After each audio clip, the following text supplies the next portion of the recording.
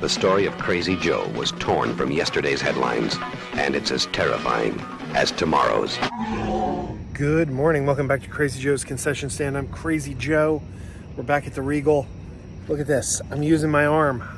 I got both my arms back. There's still a little bit of pain, but the cast is off. I could drive again, and I have almost the full range of motion back in my arm, which is good. But there's a lot of discomfort still. But we're getting there. We're getting there.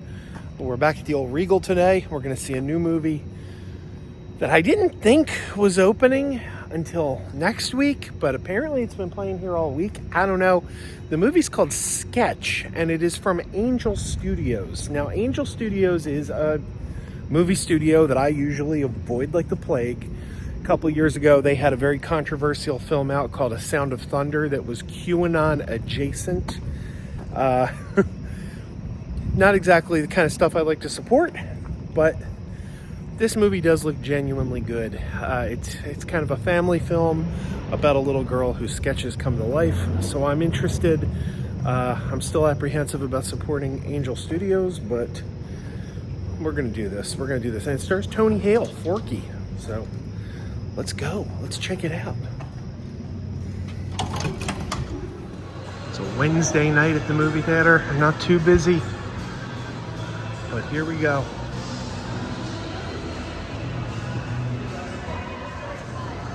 Okay, we're in Theater 15 today.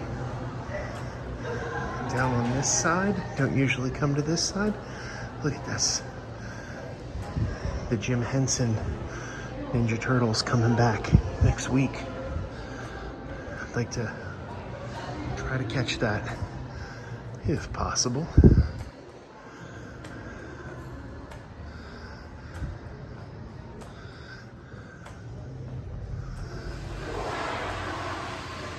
What is Run? Haven't heard anything about this. Interesting.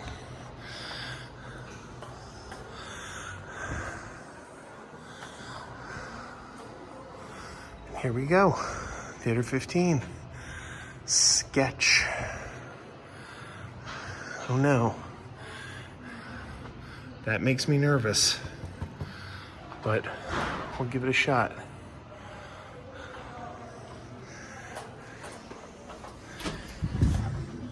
Okay, bear with me. I'm in the waiting room while my daughter is having her music lesson. So I'm not back in the basement, as they say. But I needed to get this done, so let's just do it now. Sketch. I saw the movie Sketch on Wednesday, and it is from Angel Studios, which, as I mentioned, is a very controversial studio. They've been known to do some QAnon adjacent material, particularly the movie Sound of Thunder. They also have a controversial release style, which they call the pay it forward, where they encourage you to buy tickets for other people that they can then claim online. This unfortunately leads to unrealistic tracking for their box office. Like, for example, Sound of Thunder, because of the pay it forward, people would buy tickets for others, but those tickets would go unclaimed. And as a result, it always looked like this movie was like selling out and doing really well. But in fact, nobody was in the theaters. So they were putting it in the smaller theaters because it actually had very low attendance. And it was just a big quagmire, the whole pay it forward thing. And I think they're doing the pay it forward thing again with Sketch. It's a very controversial ticket method, and it kind of artificially inflates the box office. It makes a movie look like it did better than it's actually doing, because people are buying the tickets, but they're not actually using the tickets. It's pretty weird, but I guess it's innovative too. I don't know. Maybe you give it to them. I don't know. But it was funny because when Sound of Thunder came out, people were like, this movie's making more money than Indiana Jones. But not actually more people seeing it than Indiana Jones. It was a big mess. Well, with all the controversies, I don't usually support films by Angel Studios. I don't think I've ever seen one until now. Sketch looked really good, though. It kind of gave me vibes of John Krasinski's If. John Krasinski's If last year was one of my favorite films of the year. It was about kids teaming up with discarded imaginary friends, trying to find new friends for the imaginary friends because their kids had grown up. This one is about, a little girl. She's drawing in her sketchbook. Her sketchbook is basically an outlet for her grief. Her mother's dead. She's being raised by her father, and it's a father, brother, daughter, and their mother's gone. And this little girl has a lot of grief, and she's channeling her anger through very angry photos. She's drawing a lot of monsters. She's specifically drawing the monsters hurting people that she knows, like the kid in her class that she doesn't like. She has a monster hunting him down. And, kind of the guidance counselor says, this is very healthy because you're not hurting anyone. You're not doing any harm to anyone, but you're getting those negative feelings out through your drawings. So she encourages it. But there happens to be a magic pond near the house, and this pond has very, very magic abilities, and her little brother figures that out when he breaks his cell phone. His cell phone breaks and it drops into the pond, and when he pulls it out, the cell phone is miraculously repaired. And he says, wow, this pond, it can fix things. Then his favorite plate, he had a special plate he liked to eat off of. His plate shattered.